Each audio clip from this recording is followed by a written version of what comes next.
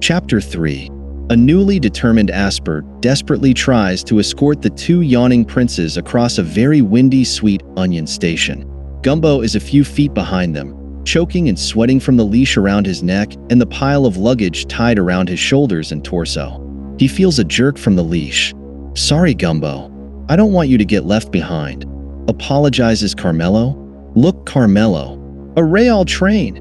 shouts Tootsie as he points excitedly towards the hulking metal monster approaching them. Tootsie's smile turns to confusion as he sees a large mural depicting two familiar-looking princes pissing on each other with candy cane penises. Underneath the strange image are the words, "Peppermint Pussies." The train lets out a rush of steam and continues to slow before entering one of the many warehouses for cleaning. The wind picks up and blows a cloud of hot steam towards the crew. "You might want to hold your breath, my princes," warns Asper. Before Gumbo can react, he is engulfed by the cloud of steam, causing him to gag and cough. He then feels a jerk of the leash that sends him falling forwards and, luckily, onto the prince's bags, providing protection from the hard station floor. "Our snack packs," yells Tootsie. "Don't squish them," shouts Carmelo with no sense of irony or responsibility. Asper's large hand pierces through the cloud of steam, grasping Gumbo's pack and pulling him from the stinky abyss. "That'll be the one and only time I save you," whispers Asper as he drags Gumbo towards a freshly cleaned train engine. "They call it Sweet Onion Station for a reason, my lords. This is where the sweet, fresh air of the Peppermint Kingdom fins off and mixes with the BOGO air. It'll only get worse from here. Carmelo, look how easy it is for Asper to drag Gumbo. He is so strong," says Tootsie, hardly listening to Asper. What can I do you for, gentlemen?" asks a small, twitchy yard man dressed in a purple suit. Gumbo notices the man's scarred, red skin and the dark circles around his sleepy eyes. He shudders while thinking of the life of pain the man must have had to achieve such a face. Asper hands the yardman a folded paper with the royal stamp. His shaky hands grab and quickly open a royal stamped letter handed to him by Asper. After reading it, he slowly looks up at the royal crew. "Follow me. We have one that is ready." They follow him down the station's steam-covered walkway and enter into a large maintenance warehouse filled with many rows of men scrubbing down grime and graffiti-covered train cars. They walk past a few train cars with yellow and red graffitied phrases such as "Santa Lives," "BOGO Tenderizer," and "Train Gang." The end of the warehouse leads to a door that enters into a second warehouse with rows of shiny and clean silver train cars being loaded with crates. They stop at a train car that looks to be fully stocked and ready to leave the station. The yardman climbs up a ladder and the conductor with a pink puffball hat pops his head out of the locomotive window. The yardman hands him the royal stamped letter and, without reading it, the conductor accepts their request. "It will be my honor to be of service to the princes and their fine friends. Please come aboard," says the conductor. "There is plenty of room in this car." The yardman leaves without saying goodbye as the conductor shows them their home for the journey. The train car's sliding door screeches open and the conductor motions for the royal crew to enter the dark and sweet-smelling space. There are no seats. The far left side is filled with crates of assorted Peppermint Kingdom goods. The right side is empty, except for a few large bags of cotton candy. It may not be what you're used to in the Peppermint Castle, but those bags sure are nice to sleep on. "Feel free to use them," says the conductor. "We will leave soon. If you have any questions, you can use this to contact me." He points to a red box in the middle of the wall on their side of the car. "This is the light." The conductor flips a switch that turns on a bare amber light bulb, hanging directly above them. "The first stop is Gooster. See you all then. Oh, and if any of you all need to make tang, just open the door and let loose. There's a handle to hang on to. So, use it. If you fall out, I ain't stopping, understood?" He says goodbye and slides the door shut on his way out. Carmelo helps Gumbo untie the constricting ropes and the luggage falls to the ground with a dull thud. "Hey, easy," yells Asper. A burst of whistling wind blows through the warehouse and causes one of the crate loaders to lose his balance and drop the crate, spilling little light blue sugar balls everywhere. "Ugh, watch out." Another crate loader is pushed by the wind into the balls and slips on his back. The crate drops onto his head, killing him instantly and creating a dark red splotch. The other crate loaders ignore the scene and continue loading their crates, while the wind gains strength. "Branunu," says a voice in the surging winds. The royal crew brace themselves within the shaking car. The conductor's voice is heard buzzing through the speaker above them. "We've got a large storm from the Sour Sea that has brought with it unusually heavy winds and rain. We will be leaving now. Hold tight. It might be a little rocky at first." The conductor blows the train whistle and the engine of the train starts up. The royal crew settles in on the bags of cotton candy, with the princes and Gumbo on the side facing the door and Asper on the other side. With a crack and a bang, the train begins to slowly leave the warehouse and move its way through the station. It connects to the main line and picks up speed. It cruises past the flavor labs, the fields of green sugar cane, the red syrup ponds, over the whisker grass-covered hills and into the wasteland of the BOGO. The conductor alerts them to this fact through the crackling red box. "This is so exciting. I wish I could see outside." "Brother, the people are going to love us," says Carmelo. "Of course they will, brother. We are peppermint princes. Everyone loves us," says Tootsie. Asper shakes his head and looks at Gumbo, who is rubbing his sore neck. "Does Gumbo?" Gumbo stops rubbing his neck and spits at Asper. The princes roll off their cotton candy sacks with a fit of laughter. Asper boils with rage, but knows he can't harm the violet blob. "I think Gumbo will feel at home in the BOGO. You two will learn how far your sphere of power reaches. Don't be too friendly, or else you may regret it," warns Asper. There is a large boom that sends the two little princes flying and landing on Asper's lap. They scream and cry and desperately push themselves off the seething night and crawl back to their cotton candy sacks. "What was that?" wonders Gumbo. Asper turns to the red box and pushes the black button. "Conductor, what was that disturbance we just felt?" There is some static, and then the conductor replies back. "It was just some BOGOs having a tea party. Nothing to be alarmed by." The royal crew looks at each other with confusion. "Ask him if they are dead," says Carmelo. Asper hits the black button again. "Conductor, are the BOGOs dead?" There is static heard again, and the voice of the conductor comes back through the speaker.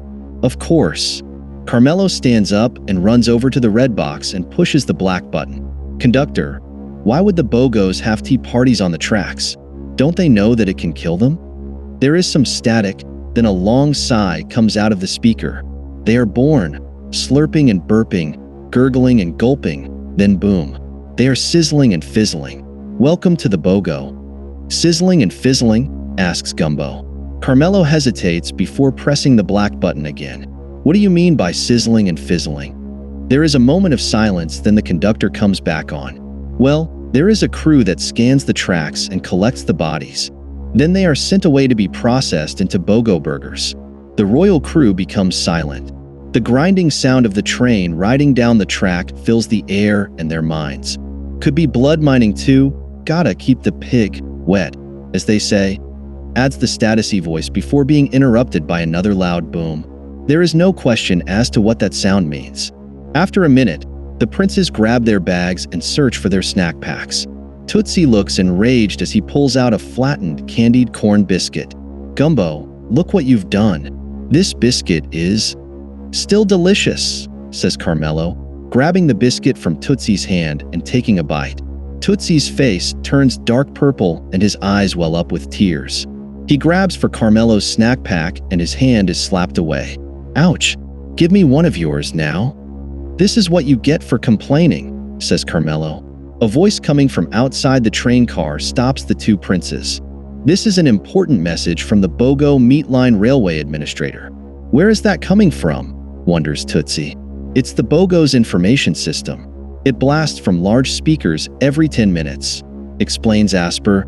"There are earplugs in your bags if you want to block it out." Asper pulls out 2 pink earplugs and puts them in his ears. The others decide to listen as the voice continues on. "Please, I am begging the citizens of BOGO. The train tracks are not a sanctioned space for public gatherings. No tea parties on the tracks. No blood collection on the tracks. No talking on the tracks. Stay off the tracks. Every day there is a train derailment. Every day there is a dead BOGO on the tracks. Dead BOGOs cause train derailments. We must stand together away from the tracks, to stop this carnage on our beautiful trains and our way of life. Let the train flow where no BOGO should go. You like your life? The train is life. The voice stops and the rumble of the train returns. Do you think our train will be derailed? Asks a panicked Tootsie. The voice said tea parties, right?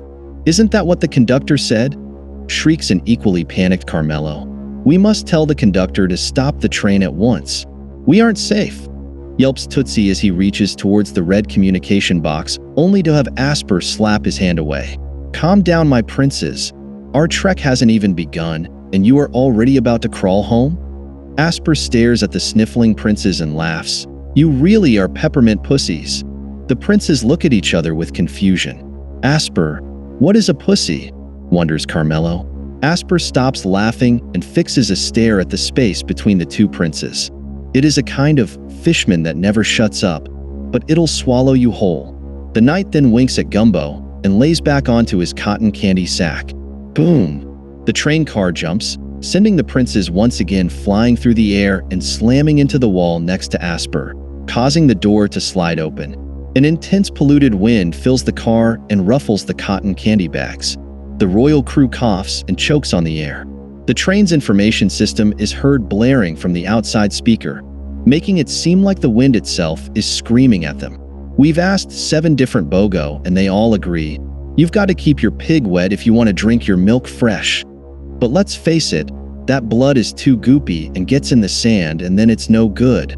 Just food for worms. Sorry, Santa. And have you ever tried moving a blood pig? They just pop and you lose everything. That's why the everyday BOGO knows you can't leave your trash hole without an authentically trash-woven goo bucket. Collect blood on the go, in style, and with a smile with the Blood Cradle 300 by Scumart.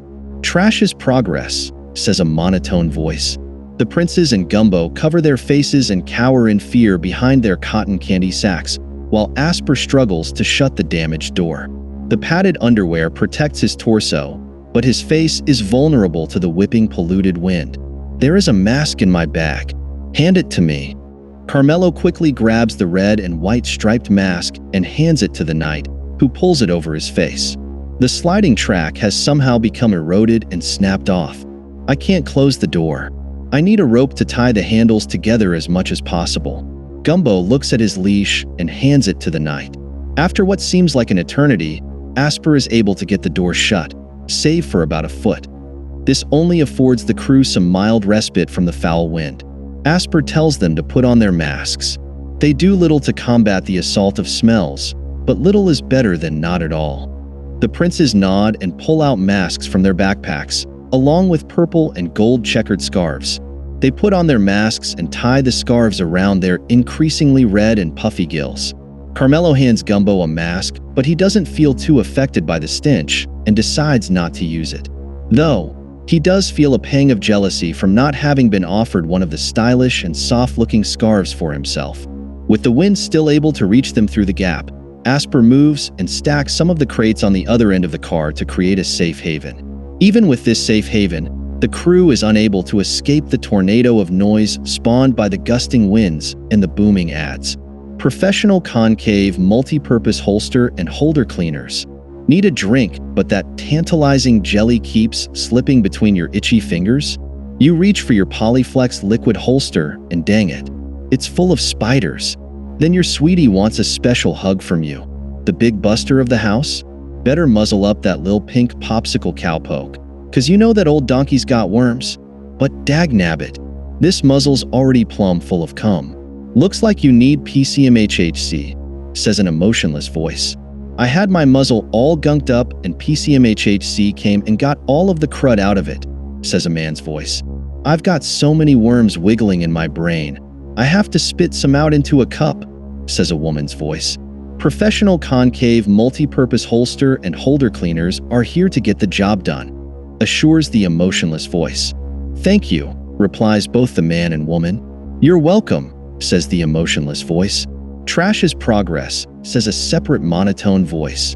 As the morning hours creep by, the train pushes further into the BOGO and the shivering crew are slowly lulled to sleep by the consistent hiss of the wind and the yammering advertisements.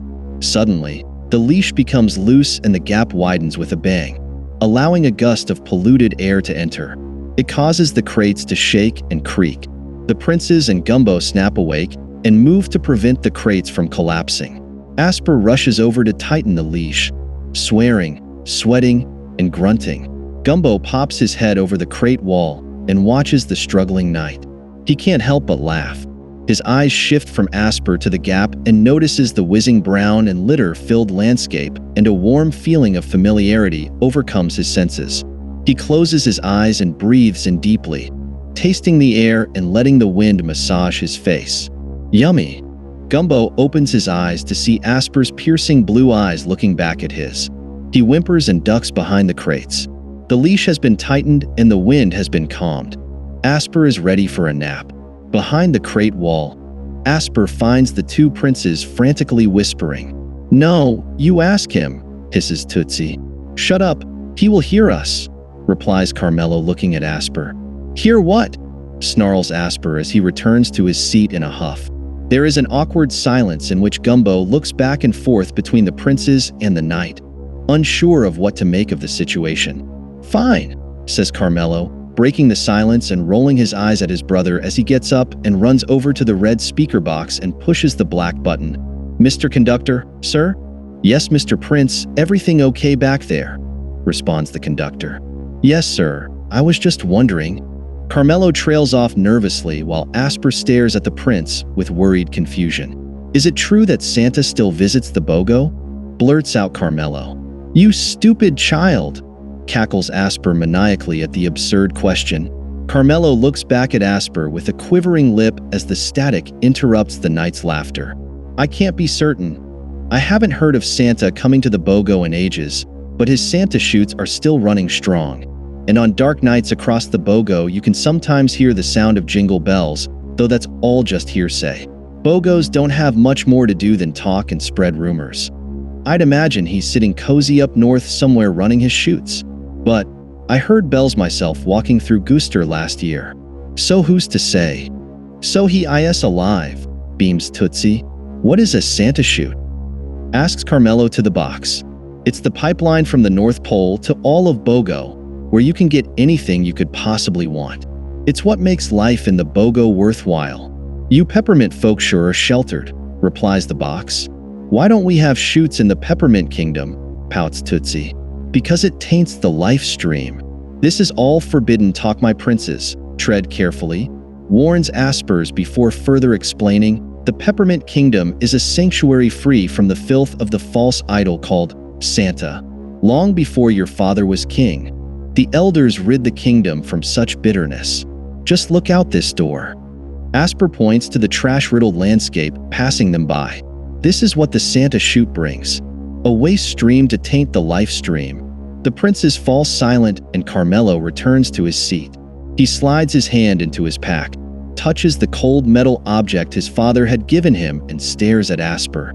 Gumbo whispers a melody to a Christmas carol he can't quite remember, while another advertisement begins to blast the wasteland outside. "Hey," says a breathy voice. "You ever wonder where all the fuckers are? Like the good kind?